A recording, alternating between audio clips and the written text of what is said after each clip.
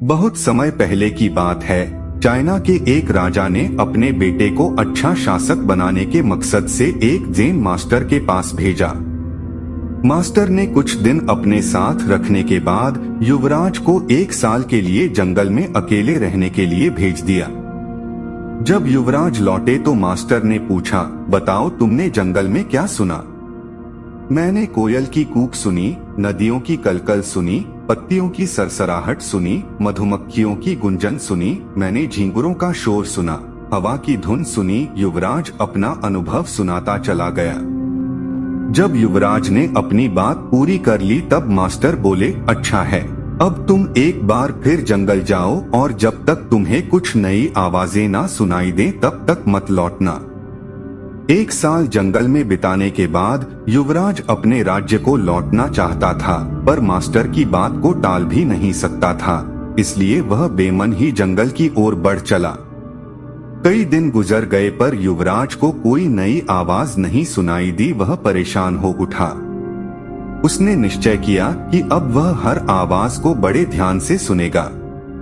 फिर एक सुबह उसे कुछ अनजानी सी आवाजें हल्की हल्की सुनाई देने लगी।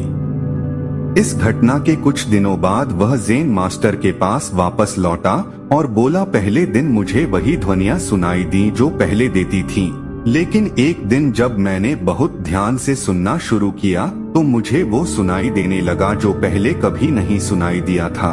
मुझे कलियों के खिलने की आवाज सुनाई देने लगी, मुझे धरती पर पड़ती सूर्य की किरणों, तितलियों के गीत और घास द्वारा सुबह की ओस पीने की ध्वनियां सुनाई देने लगी।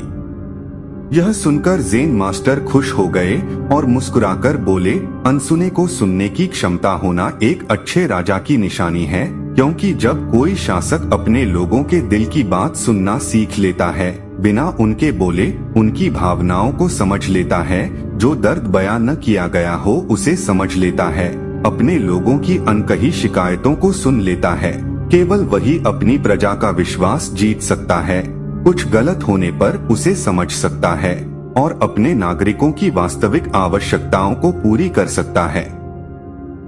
दोस्तों, अगर हमें अपनी फील्ड का लीडर बनना है तो हमें भी वो सुनना सीखना चाहिए जो नहीं कहा गया है।